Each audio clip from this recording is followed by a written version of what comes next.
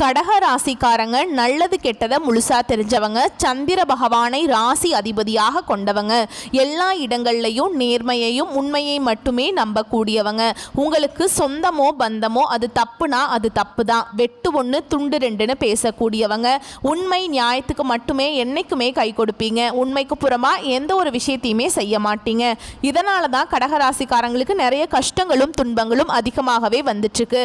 புதுமையான சிந்தனைக்கு சொந்தக்காரங்க, பூ போல மனசு, கோபத்தை மறைச்சிட்டு சிரிப்பை மட்டும் காட்டக்கூடியவங்க, எடுத்த காரியத்தை எப்படியாவது முடிச்சிடணும் அப்படிங்கிறதுக்காக கஷ்டப்பட்டு போராடக்கூடியவங்க, தங்களுடைய கஷ்டத்தையும் கண்ணீரையும் கடுகு அளவு கூட மற்றவங்களுக்கு தெரியாம பார்த்துக்குவாங்க. இதனால பார்க்குறவங்க எல்லாருமே கடகராசியா இவங்களுக்கு என்னப்பா சூப்பரா இருக்காங்க, இவங்களுக்கு என்ன குறைச்சல் அப்படின்னு தான் நினைச்சிட்டு இருக்காங்க. ஆனா சாப்பாட்டுக்கு கூட கஷ்டப்படுறது உங்களுக்கு மட்டும்தான் தெரியும். கஷ்ட காலத்துல திரும்பி பார்க்க கூட ஆள் கிடையாது. ஏதோ தட்டு தடுமாறி எந்திரிச்சு நிற்கிறப்போ உங்களை குறை சொல்றதுக்குனே நிறைய பேர் தேடி வருவாங்க. உங்க சொந்தக்காரங்க நண்பர்களுக்கு ஒரு தேவை இருக்குதுன்னா மட்டும்தான் உங்ககிட்ட வருவாங்க. அந்த தேவை முடிஞ்ச உடனே உங்களை தூக்கி போட்டுருவாங்க. மறுபடியும் அவங்க வந்து உங்ககிட்ட உதவின்னு கேட்பாங்க. அவங்க உங்களுக்கு முன்னாடி பண்ண துரோகத்தை எல்லாமே மறந்துட்டு மீண்டும் அவங்களுக்காக உதவி செஞ்சு ஏமாறக்கூடியவங்க தான் கடகராசிக்காரங்க.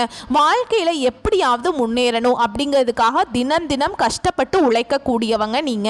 கடகராசிக்காரங்க கடந்த காலகட்டங்களில் இந்த அஷ்டம சனியால நிறைய கஷ்ட துன்பங்களை அனுபவிச்சிருப்பீங்க.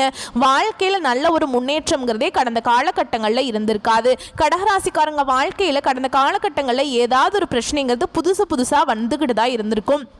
நீங்கள் இரவு நேரத்தில் நிம்மதியாக தூங்கலான்னு பார்ப்பீங்க. ஆனால் காலையில் எந்திரிச்சு பார்த்தா புதுசாக ஒரு பிரச்சனை தானாகவே உங்களை தேடி வந்திருக்கும். ஏன் எனக்கு மட்டும் ஏன் இவ்வளவு கஷ்டம் வருது? என்னோட வாழ்க்கையில் நான் யாருக்குமே கஷ்டத்தையோ துன்பத்தையோ கொடுத்ததில்லை. என்னோட நிலைமை ஏன்